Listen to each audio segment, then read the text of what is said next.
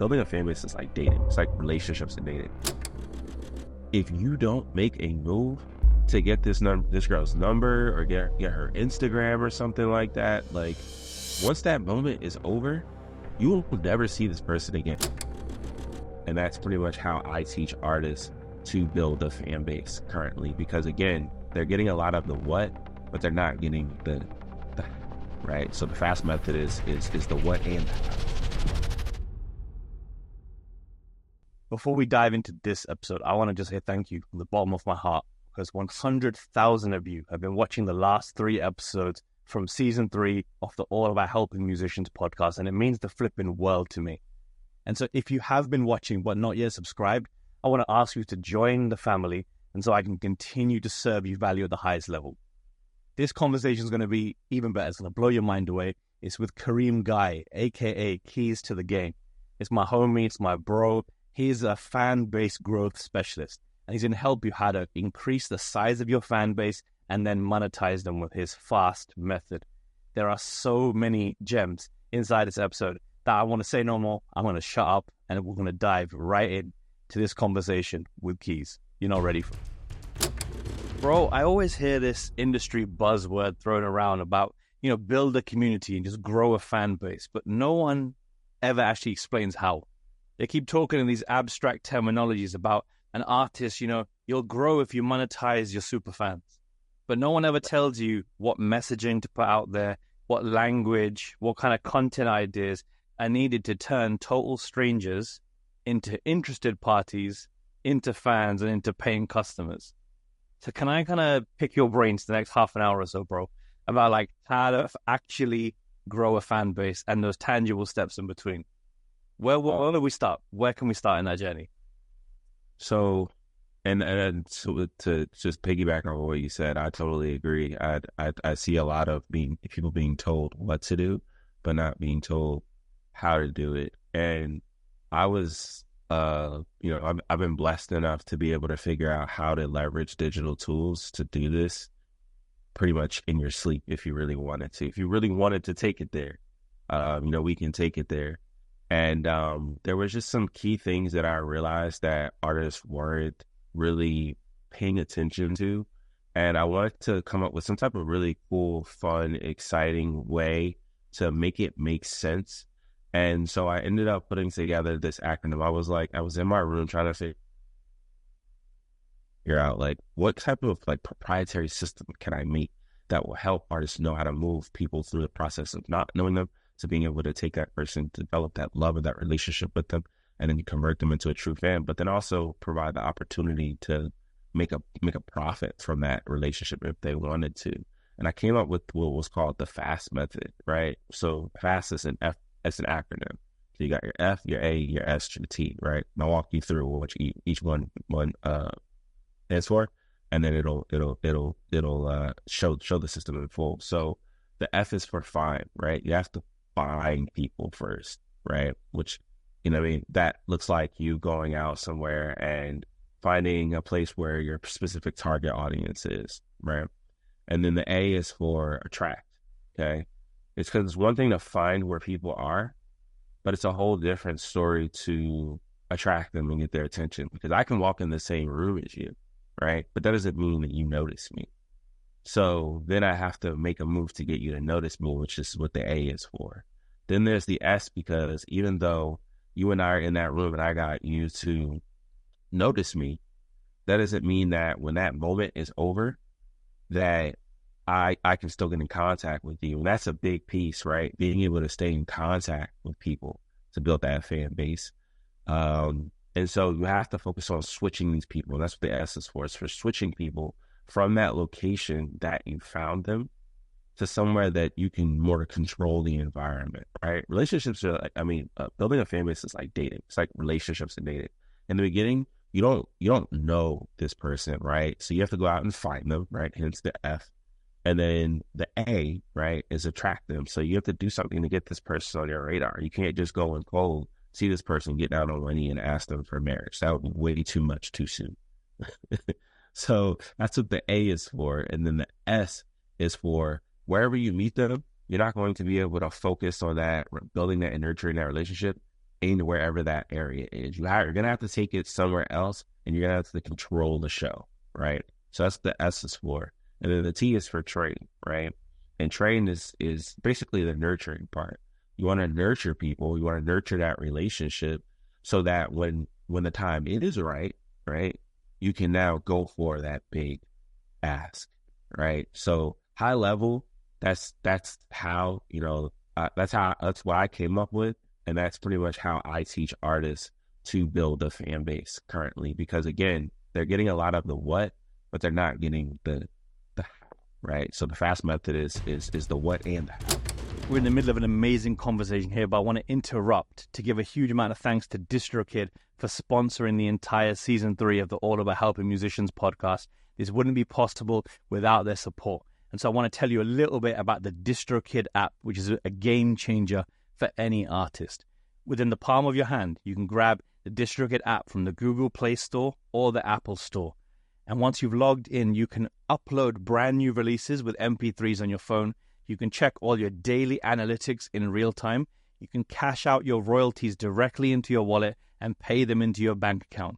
You can upload lyrics and credits and metadata all from within inside the DistroKid app, as well as dozens of other features to check in on your Spotify for Artists account, your Apple Music for Artists account, and so much more.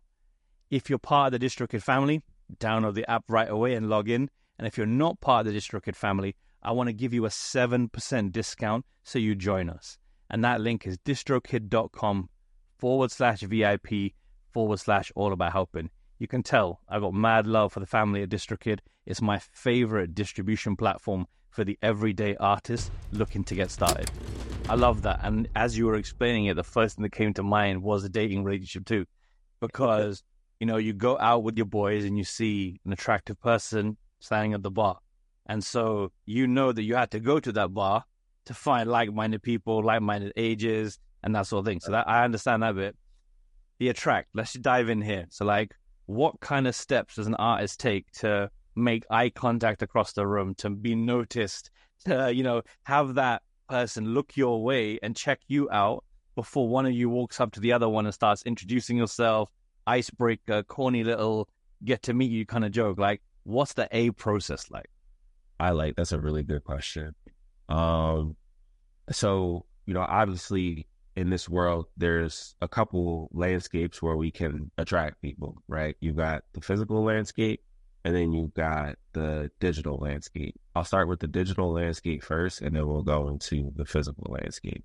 So in the digital landscape, which I love because it's literally as simple as picking up your device, going to your favorite social media platform, and performing a simple step like this, right? We're going to get practical so that they actually can do something after they hear this. So when someone follows you on Instagram, right? Or actually, let me back up. The S stands for being able to find the people, right? So you have to go, I would recommend going to a page of an artist that has a similar genre or similar core values as you first, right? So that's finding the room, right? Because they generally, they should already have some type of base of people, right? You can pick a large artist. It's totally okay to do this. Doesn't need to be anybody super large, but it can be. Just as long as they sound like you, again, have similar core values, that part of the bit, right? So now you've found the room that you need to be in. You're looking at this room at this point, but now it's time to walk in there, and that's where the A kicks in, right? So now you're in this room, right? Look at their comments, go to their posts, 3 of their pictures, but more importantly, look at the comments there, right? They understand this. The people that are commenting on that page, they're going out of their way, right? Whatever this person posted was enough if they felt compelled enough to be able to post a comment, right? So that's a really high form of engagement, in my opinion. And what you want to do is you want to reach out to these people, okay? And you want to also, before you reach out to them, you want to like 3 of their pictures. Like 3 of their pictures, comment on one, say something genuine. Don't just put emojis. Actually look at the picture, observe it, find something really unique about it. Is it their clothes, is it their hat? Is it, which is clothes? Is it their background? Is it what they're doing? Do they have a dog? Are they in a cars? Right? Just pick something and say something really genuine about that. And what that is going to do is think about that. Think about what that looks like from their seat, right? They're getting a new follower, if you so choose to do that. They're getting someone to like at least 3 of their photos, and then they're getting a comment. Most people, unless you're me, don't have your notifications on. I don't have my notifications on because I get a lot of them, right? But typically, people aren't going to be getting a lot of these notifications, so it's going to create this large list of notifications on their phone. They're going to look at it. They're going to say, whoa, who is this? I've never even heard of this person before. Go to it and see this really awesome compliment of their, I don't know, golden retriever that they had in one video. They put the golden retriever in a music video. Maybe you have a golden retriever too. Boom, connection, boom, right? And so that right there is going to put you on the radar. That right there is the equivalent of locking the eyes and making the contact across the room, but then even more so engaging them, right? So it's like you're tapping this person. You found where they're at. You're in the room. Now you need to get them to be attracted to you. So you're walking up to them. You're saying hi. You're tapping them on the shoulder. Excuse me, and then you're saying something really nice to them. Yeah, totally. Honestly, I do the same process. I do it mostly with a brand rather than an artist of the same size. So if there's like an R&B platform like R&Brit, there's the Shade Room, or if there's Amazon Music +44, like I do it at the brand level, just so it's good to know where the communities are already living. Yeah. But totally agreed. And then a lot of musicians, they struggle what to ask. They struggle what to point out that they genuinely enjoy. Yeah. And I just know that when someone loves R&B and also loves dogs, using your example, you guys forge a deeper relationship, because it's not just this person wants something, this person's about to ask me a favor. It's like, no, we're genuinely having a nice discussion, and then it will eventually evolve into music. Bro, and that's, and what kills me the most, bro, is their approach to the digital approach is, let me just sing you my music. Yep. Like, whoa, like I think as creatives, they forget that, looking at it from their POV is they taking the time to, really create this music. They put their all into it. It's their baby. It means a lot. They're very, very sensitive about their work. So they think that once they've recorded it, like everyone's going to feel the same about consuming it and creating it. But what they're not understanding is, from my POV, that to me, it feels like they're going for that ask, that hand in marriage just a little too fast. Yep. Because from my seat as the consumer, right, even though it only takes 2 seconds to click somebody's link, put their music on and listen, like that time, even if it's just a little bit of time, even if it's just 2 minutes, right? I have to really, really love you. Like, what there needs to be something, you have to have done something that has made me feel like I want to allocate that time to you. So the relationship isn't there just yet. So let's approach building this relationship just a little differently. At least say hi first. Sometimes I don't even get a, hey, Keys, I'm from just a link. It's crazy. It's like, it's literally going up to, using the same example, going up to someone, ask them to take them out to dinner before you've asked their first name, right? You wouldn't do that in real life, so don't do it in the digital landscape. I'm totally with you. Or better, or you even more so, walking up to a woman and just like saying something like that's just gonna make her say, "Oh, thanks." Yeah, or it's almost it's beyond borderline rude. It is rude. Like, it's like you have no human social skills here. You're asking before you're giving any value, and hey, you literally just walk up to her and say, "Hey, can I take you out on a date?" Like, whoa, like, at least warm her up before you ask. 100. You know what I'm saying? Like, you guys just go, straight for the gusto sometimes. It's all love at the end of the day. And, I hope, these nuggets are being picked up on. But yeah, just be careful. Just be careful, especially sending out those links. But to your point, I think it's because the artist cares and nobody else does until you make them care. So when you go into the switch, the S phase, is that like asking the girl, can I have a chat with you at the bar? Can I buy you a drink? Can I sit down over here with you? Is it like that sort of moment, the switch? it's even further than that. It's when that moment is over, right? If you don't make a move to get this girl's number or get her Instagram or something like that, like once that moment is over, you will never see this person again. Maybe I don't know. The world is really big, and sometimes you can't put life against, put things against life. But there's a very high chance that you will never see this person again. So you need to get some type of way to stay in contact with that person directly, as direct as possible as you can get.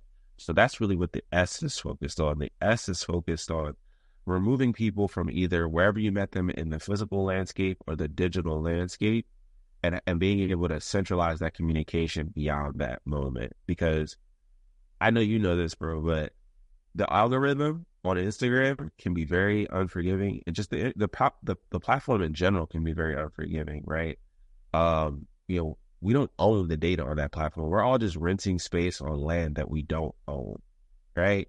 And because we're doing that, our followers, if something happens to our profiles, they don't go with us, right? So if you're forging these connections on any social media platform, know that you don't own the means to those connections. Just because they're following you means nothing. If something happens to that platform, you get locked out of your account gets hacked.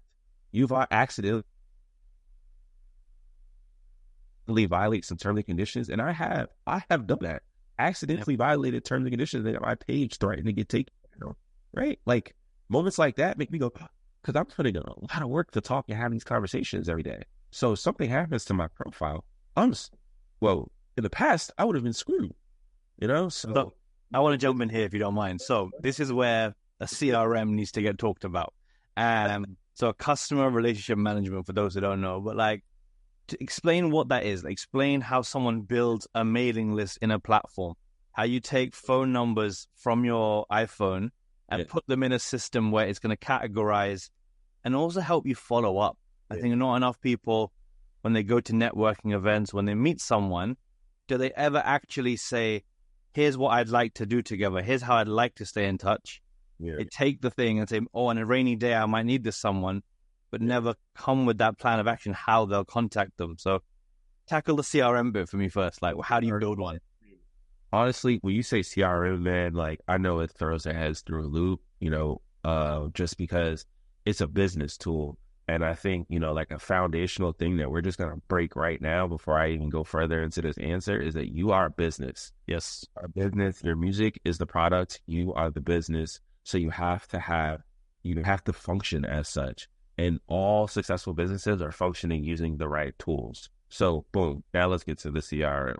The CRM is a tool that's going to allow you to maintain the relationships that you are establishing with your customers. Because even though we call them fans, right, it's all the same. Customers, fans, leads, prospects, whatever. However you want to label them, right? But in this case, specifically, your fans. So you want to have some type of tool that's going to allow you to maintain relationship with the fan, right? And there's going to get to a point, right? Because this is how hard we're all working, that it's going to be hard to have conversations with people on a one-to-one. So you're going to need some type of tool that's going to allow you to speak to people on a one-to-many. So insert your CRM. There's several types of CRMs out there to allow you to maintain your relationships. I've used plenty of them. Currently, I'm using MailChimp. I'm also using another one called, formerly known as Go High Level, right? Which I absolutely love. Some of the tools that you can find inside of your CRM are going to be areas where you can maintain all your contacts, which is great. Some CRMs will allow you to build web pages in them, which is great because if you can build a web page and get people to put information into that web page, now they're going directly into your CRM. Therefore, you no longer have to maintain that connection in your phone log or your phone book inside your phone or on a piece of paper or on an Excel spreadsheet. If that's what you're doing, you can maintain them all in this one system. But you can take this even further and contact these people, right? Some CRMs like MailChimp or Go High Level will allow you to text people, email people. As long as your list builds, you can draft up a single message and send it out to multiple people. And to my point in the very beginning where I said, if you wanted to do this stuff in your sleep, if you really wanted to, some of these CRMs come with automation where you can set things up one time. And when you do, all you have to do is just run people through it when you collect their information. And it'll do stuff like send an entire welcome, we call it a welcome sequence in email marketing, where it's like introducing people slowly over time to who you are, more about you, what you have to offer. Because remember, the nurturing piece, and that's the T. And we can get into that in a bit. But the main point of the CRM is to get everyone in that key location so that you can work communication at a fast way. And imagine when you grow as a large artist too. How are you going to maintain relationships with like 1,000 people, 2,000 people? It was surely not Instagram DMing. Oh, but do you know what? It's interesting you say you're with MailChimp and go high level, because I know there's free platforms like Beehive is up to 2,500 contacts for free. There's ConvertKit, 10,000 contacts free. I think without spending a penny, you can contact 10,000 or 2,000 people.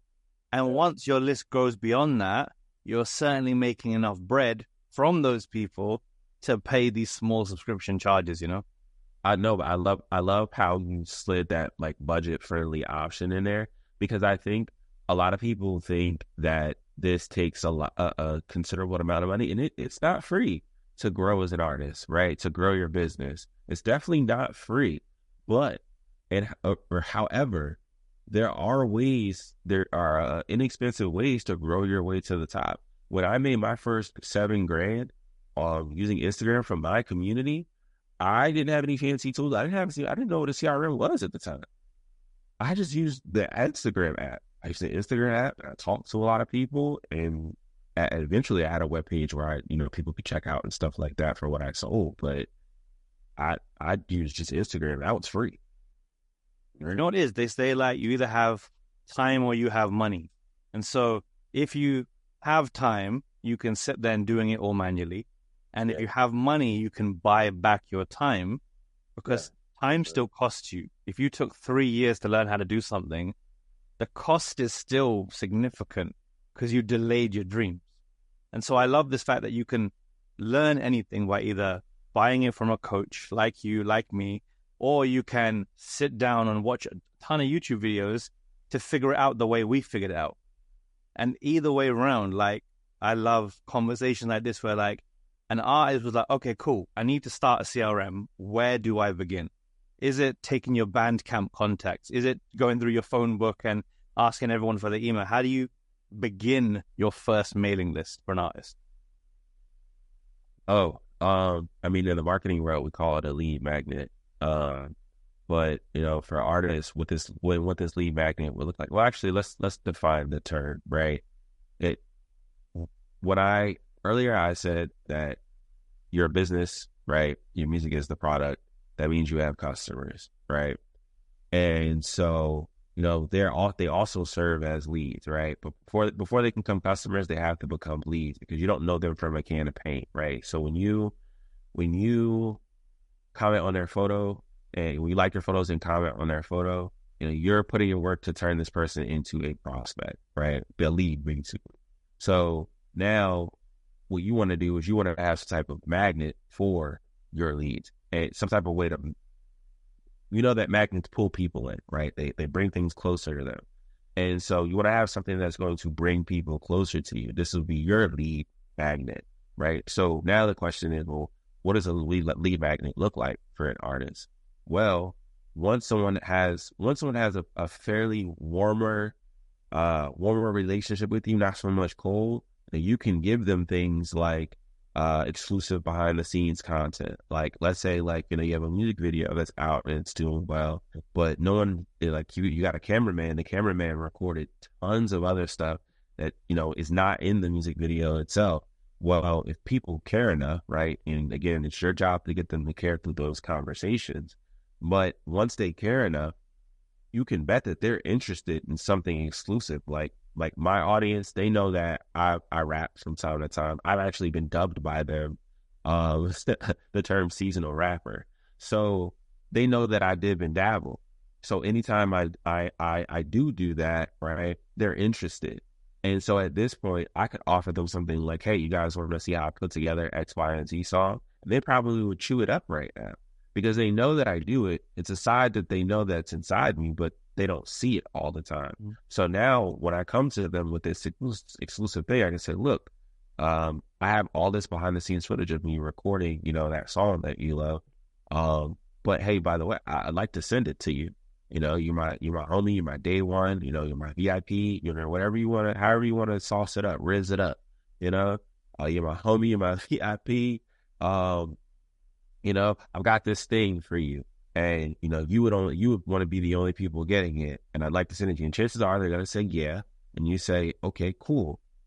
Where can I send it? Or how can I send it to you? Right. So this is your opportunity to get that phone number or email address. I even say, go into your CRM, create a page that will allow you to collect people's information, right? Just start there. And then when it's time to deliver this content, you leverage the page to get their contact information instead of just getting it in your inbox or having to type it in your phone or something like that. Like, get everything to go straight to the CRM, right? Because then that preps you and puts you in the best position to start leveraging that CRM as time goes on, right? So the bonus, the behind the scenes stuff is the lead magnet. That's the stuff where we're enticing people. Hey, I got this thing, this shiny thing that I'm pretty sure you'll have interest in. But let me know, and if so, I'll send it to you via email, text, however. Right here, Keys is talking about how to start a fan mailing list, and one of the best tools for my clients to do this is SymphonyOS. I'm a partner of theirs, and I'm delighted to tell you about one of the website types they have on offer, which is how you create a fan sign-up form. You ask them to put in their name, their email address, and maybe a phone number, and it collects them all in one system for you that you can message out to your fans. Every time you do a pre-save campaign, every time you do events, tickets, and so much more, it all feeds into the centralized fan base. You can try SymphonyOS for free for the first 30 days using my link, which is symphonyos.co/allabouthelping. Once you've accumulated these mailing lists, gathering all these emails is going to be the best decision you probably ever make for your artist career. So get started today and try out SymphonyOS. I think what's crazy, bro, is that most artists would have this limiting belief that nobody's going to want this anyway. And I totally feel you that you say you've got it hanging around. Why not? Yeah. Right? At least for the people who are on this list, they get it. And going back to what you said about automation is like writing something once. So for this particular song you might be doing is writing an email telling them what the song is about. Another email could be why you chose the title. Another email could be who produced it, who vocaled on it. Another one could be like which lyric is your favorite. And I found that by telling stories, it's far more engaging than, hi guys, it's available to pre-save right now. And most artists, they do the marketing in email and they forget the storytelling. And that kind of leads us on to the T, which is the nurture. Say, I wanted to kind of segue into that. Like, how do you, not just with email, because this is the conversation about fan bases overall, but how do you nurture that conversation now that you've kind of found them, now that you attracted them and switched them? How do you begin to train them up? I mean, you just talk to them. Like when I first started, I had no CRM, I had nothing. I literally just had the Instagram app, and I just knew there were people on there. I knew that the people wanted what I had for them, and I knew where to find them, right? And I would do the same stuff as I said on this call. I would basically tap them digitally on the shoulder, get their attention. We would talk. It would never be about. Well, here's the thing. It would never really be about me being able to help them grow a fan base. Like, it would just be regular conversation. Like, because remember, I was starting the conversation off the basis of something that I found that I really liked about them that I pointed out. So now we're just building, it's just standard rapport off of that at that point. We're talking. And some of the conversations, I've talked about family stuff. I've talked about like hobbies. I've talked about like what I believe is happening in outer space. Let's talk about literally anything that you can imagine. I talked about it way before I even mentioned, hey, how's everything going with your music? Are you working on building a fan? Like, I never came in hot like that.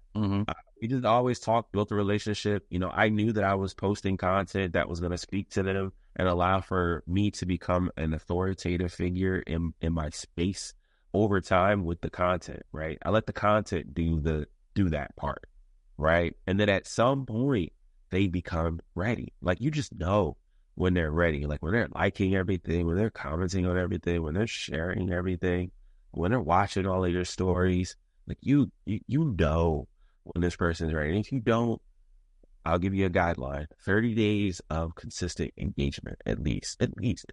No, 14. I'm making it easy. I'll lower the bar. 14 days, right? 2 weeks, right? But I don't know. At a general rule, I say 30. But just a constant, you know, showing love, make it a two-way street, you know? That's actually clutch. You don't go in for the kill on that first conversation still. Like, you want them to keep tapping in and be like, oh, thanks for a lovely conversation, chat to you soon. Or just let it naturally progress. Do they ever ask on that first, obviously each situation different, obviously, but on that first interaction, do they ever say, and what do you do? Do they ever like loop it back like that? You get some of the people that, like, you know, they make the move first, sure. But I'm not aiming to do that, right? My approach, my mindset, and the artist mindset going into this should be, hey, I'm going to have this conversation and not expect anything in return, which, you know, quick side motivation tip, know that everybody is not going to engage back with you. Some people still, they haven't grasped the concept that you're receiving today, right? So, and some people never do. So you can't expect for everybody to get back to you. Everyone lives a busy life. No one's going to, like, you know, pick up and run to their phone and start engaging back, you know, the same way. It's going to take time. Some people will get back to you. Some people won't. Some people will just like what you say and not say anything back. Some people will, you know, ignore you. It happens. But don't worry about the people who don't. This is one of the biggest things I learned. Don't worry about the people who don't. Only double down on the people that do. Love that. No, because it's infinitely many. You know, there's billions of people on these social media platforms. There's billions of people, millions of people out there in the world. Don't worry about the people who don't. Only double down on the people who do. Give them your all, and I promise you, as long as you nurture that relationship, it's going to blossom into what you need it to be every time. So, devil's advocate here, yeah. Let's say I'm a musician. I'm saying, oh, but I don't have a business like you, Keys. I don't have a business like you, Yaz. What do I do next? Where do I put them? Is it a Facebook group? Is it a Discord? Is it a WhatsApp? Is like, what's the evolution place other than a mailing list that I want to send them to? Is it a broadcast list? Like, what's on the menu? Honestly, it doesn't matter. It doesn't, just put them somewhere else. No, but there are some locations that are better than others, right? That provide more features, right? So, like, I'll use Discord as an example. The pros of Discord is that it's got a lot of really cool, like, bots and stuff that you can add in it that will help with the automation, right? Like, I have a Discord group, and, you know, I have a bot that welcomes people as soon as they come in, because I can't surely be expected to do that all the time, right?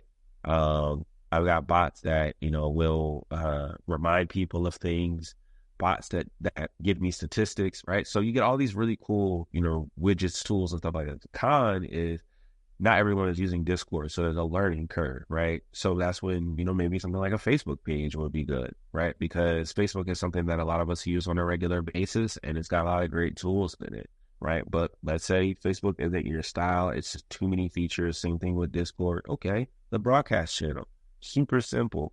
I don't necessarily like it because it's still built within the Instagram app, but if you must have somewhere where you need to put people and these other platforms are too complex for you at the time, you need something quick, okay, go for the broadcast channel. But know that you will face a hurdle.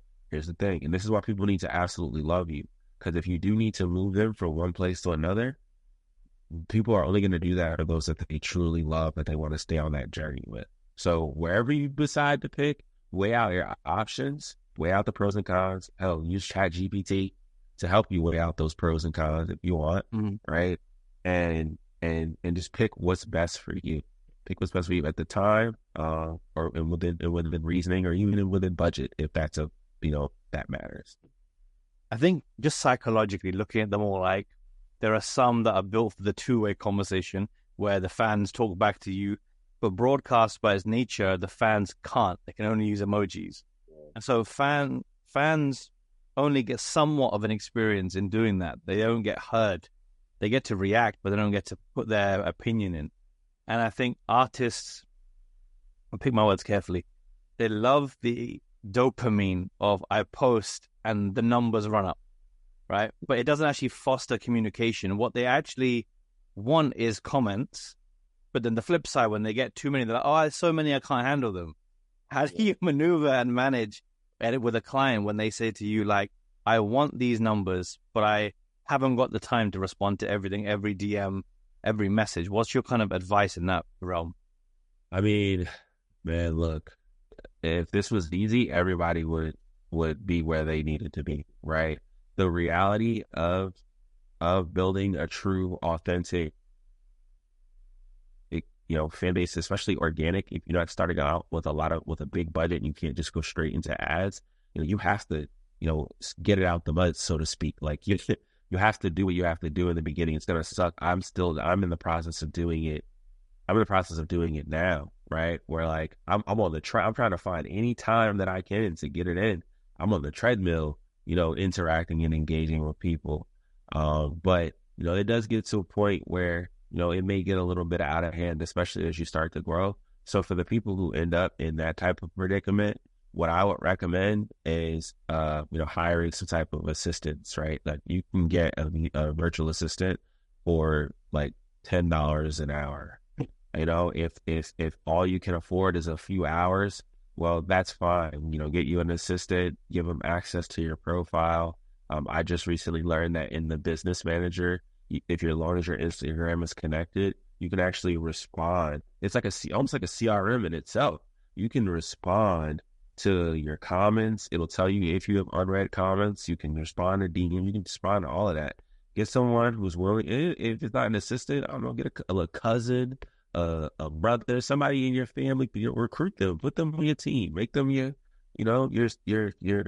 social media manager or something like. If they're willing to participate, and have them manage it, respond to comments, maybe respond to their DMs. I personally like to keep the DMs super personalized, but sometimes time don't always call for that. So just somebody to start, and I'm a voice note kind of person too. So that's what makes it really personal. Like my assistant wouldn't be able to imitate my voice, but if you're just someone who's not into that, yes, people don't like the sound of your voice, and you type, okay, cool. That can be delegated then at that point.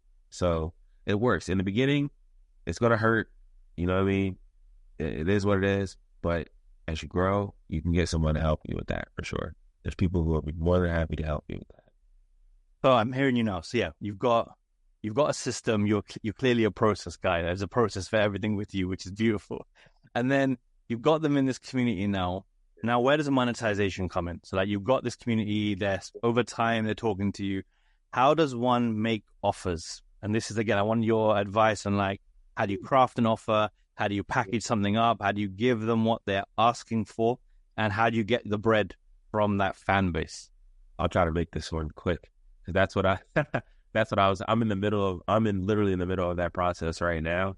And it's very tedious. At a high level, right, after you've done the 30 days, it's time to figure out what they want from you. But again, this is a direct to consumer.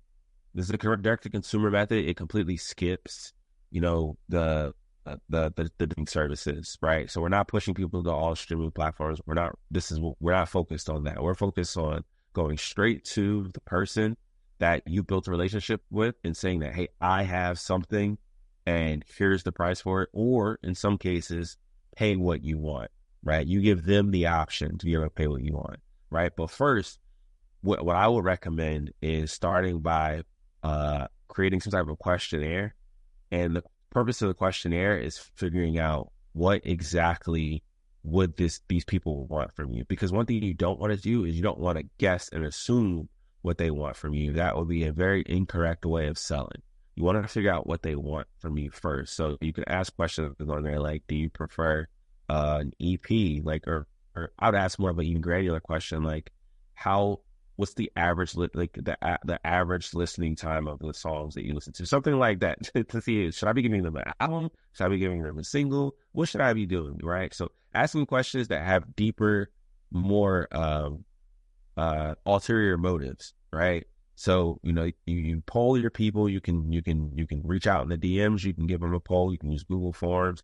You can do it in your story if you want. I don't recommend that. I think that would be hard to manage. So I definitely say do the Google Form thing. But you get this survey ready to go. They tell you what they want. You spend some time creating it.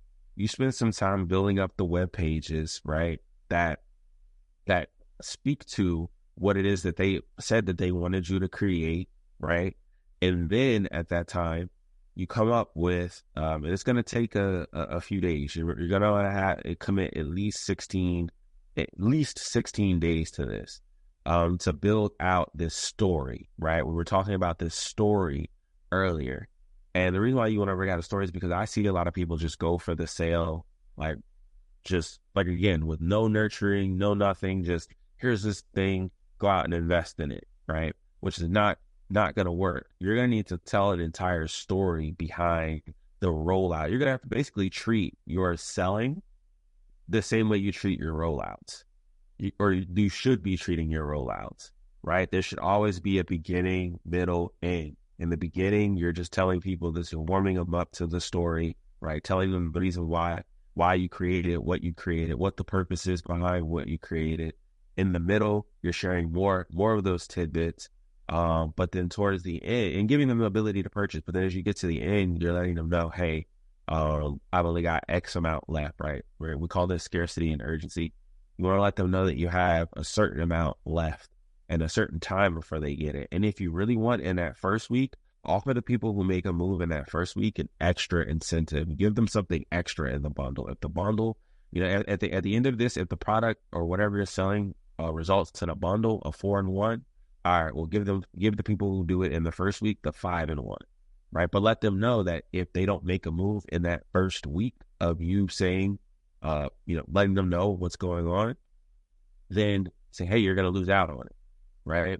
When you get to in the middle, they lose out on that item because you have to be true to your word, and then the price remains the same as it does in the first portion, the first segment. In the third segment, right, they lose the good pricing. So now the price goes up for whatever that thing is. And then towards the end of that, you're still adding scarcity and urgency. Actually, in fact, in each one of those phases at the end, there's scarcity and urgency because they lose less every time that they, time goes on and they don't make a move on that thing. And the reason why I say you're going to need about 16 pieces of communication, whether it be social media posts, text messages, emails, or combine all three, you're going to want to tell the story over time.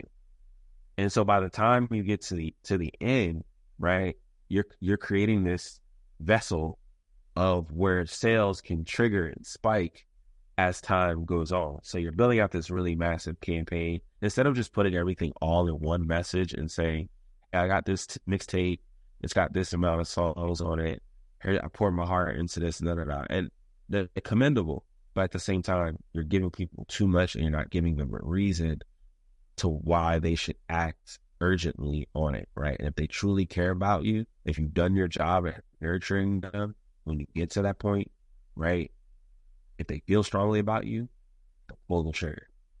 I love that. That's a flipping masterclass in how to drop a product right there. Yeah, it's hard. No, that's how you asked that question. I was like, oh man, like how do I like super high level this? It's like because it's deep and it gets deeper than that.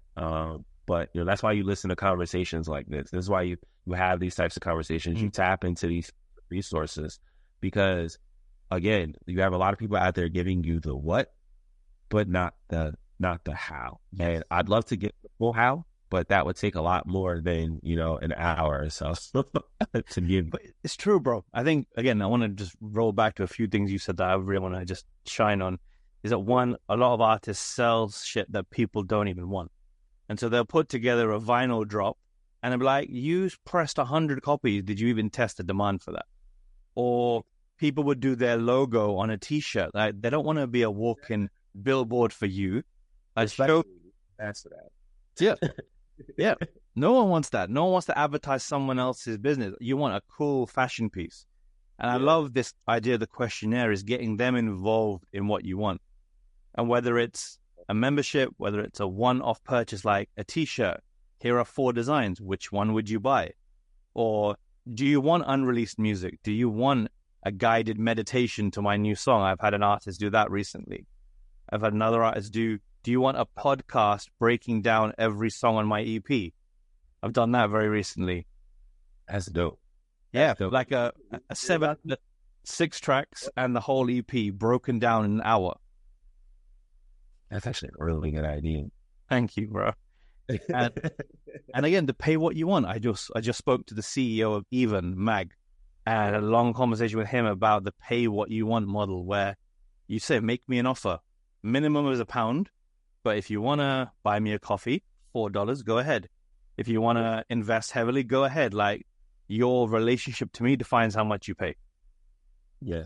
And obviously there's production cost. I get that. There's a hard cost to make the tea, right? There's a hard cost to print the tote bag. But other than that, you can get fans who then spend more with you over time. Once you've got that initial sale in, do you often find it's your future customers or your existing customers? No, that's the best way to do it. That's the best way to do it. Honestly, the reason why they are the best is because you already earned their trust, right? Like, they know that if it comes down to it, if they have to exchange card information with you, which is a big deal it's a big deal that we can't just skip past that, right? If people are feeling comfortable enough to be able to provide you their debit card numbers, right, into whatever system, knowing where it's going, right? Because that's always the thing, fear of not knowing where it's going and if it's secure. Are you stealing my information? Like, what are you doing with my information? That's basically what it boils down to, right? So people are willing to do that. Man, they love you. Those people are, I think, statistically 20 to 30% much more likely to buy again and become repeat buyers. So yeah, the people that you sell to are always the best to sell to over and over and over again. And, maximize that. We call it lifetime value. Yeah. You and I clearly have got the same books on our shelves. Like, I can tell we read the same authors and we are learning off the same page. So I love it. Heck yeah. Yeah. I know you have a program opening up really soon. I bet everyone listening to this is going to want to work with you. Tell us more about the Fanbase Hero University, which is hopefully live by the time, fingers crossed, by the time this airs. Like, give us the lowdown, please, bro. So Fanbase Hero University is like my brainchild. I always, again, the research, right? The surveying, right? I've been doing this for quite some time. So I had quite a lot of moments in time where I could survey people. And so the reason why this is my brainchild is because this is a culmination of all of those surveys that I've done, that I've used working with artists. And so I've paid very close attention to the things that they struggle with the most, right? Which in most cases is building a fan base that will, that they'll be able to profit from. I've taken into consideration even down to like price point, like what's generally a good price point for them, because I understand you're just starting off, so I don't want to take a lot from you. I want to make, this something that, if you spend on it, you're literally not going to miss it when you go to the grocery store and it's time to buy groceries, or you're not going to miss it when it's time to get your lady out, or you're not going to miss it when it's time to put in those prize picks or FanDuel or whatever you use. I'm not going to mess up ability to put in for your parlays. You know what I'm saying? So this is my brainchild, and essentially the transformation here is I'm helping all artists who are struggling to build a fan base, or even if you're not struggling, but you want some really cool, methodical ways to get them to fall deeper in love with you. I'm giving you the complete system. I'm giving you the roadmap, right? Like, a lot of people don't know, they have no idea where to even start with all of this. And so I'm taking all the stuff that you've told me as artists that you need help with, constructed it into a blueprint that walks people from start to finish, how to get those fans that specifically that they're looking for, walk them through the fast method, which you learn completely, and what you in the form of a course. But even if you don't pick up everything in the course, we still will meet twice a month, because I don't expect for you to pick up everything in the course.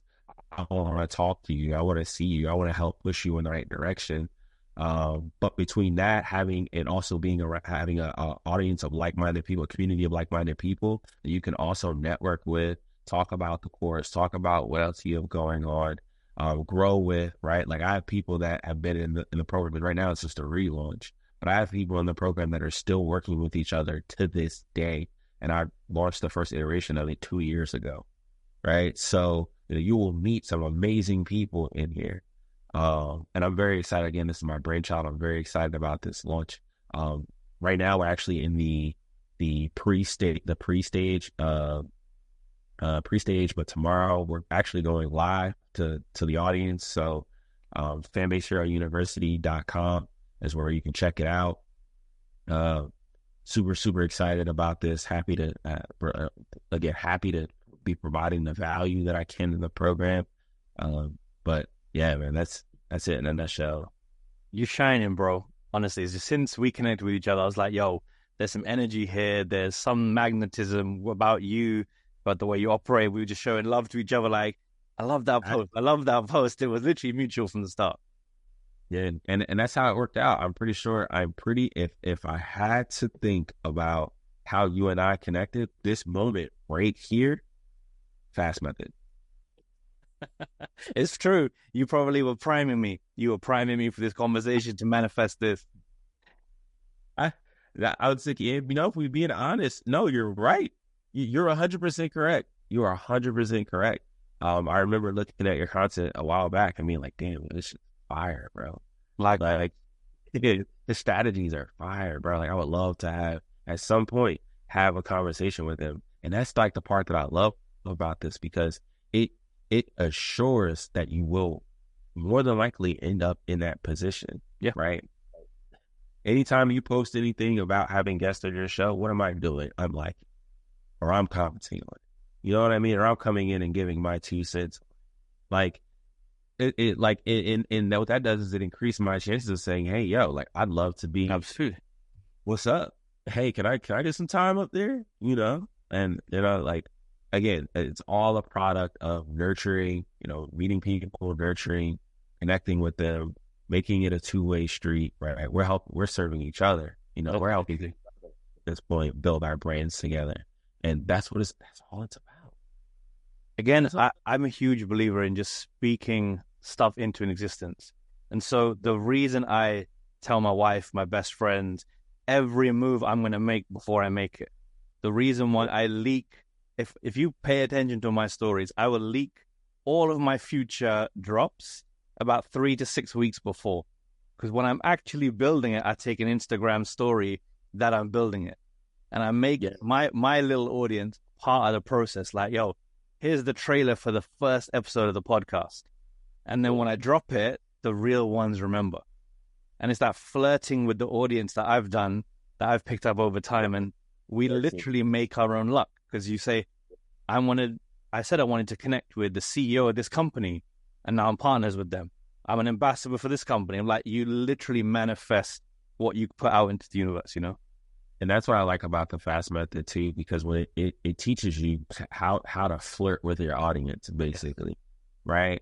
And even more so, once you start to understand how all of the steps and the processes work together, then it opens your mind up. It opens your horizons up to where now, you'll realize, hey, like, if I unpack my brand, because that's one of the first things that we focus on in the fast method too, is unpacking their brand, because that's the start. If you don't have that, you have nothing, right? And so, damn.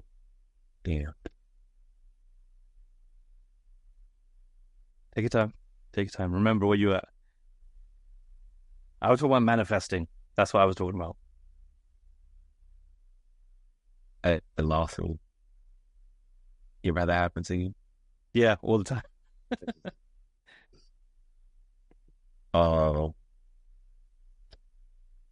wow, bro. Gone. No problem. We will wrap here then. Okay. All right, you can jump into it. Go ahead. Yeah. Honestly, bro, totally aligned. Totally aligned. Thank you so much for coming on the pod. I appreciate you deeply as my bro, as my friend.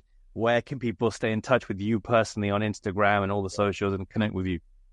Appreciate you having me, brother. Anybody that wants to tap in, really learn how to find that audience so that you can, scale, grow it, turn it into something profitable. Find me on pretty much any platform at Keys to the Game. That's Keys with a Z, because when I was creating my handle, the S was actually taken.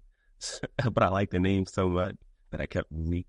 So, and I love how it's grown, right? It's grown a lot since then. But yeah, all platforms. Here I am. I'm thinking like the artist. You can find me on all social media platforms. No, but seriously, all social media platforms, Keys to the Game, Key to the Game, with a Z. Amazing, bro. Thank you so much. Huge love as always, man. Absolutely, man. No doubt.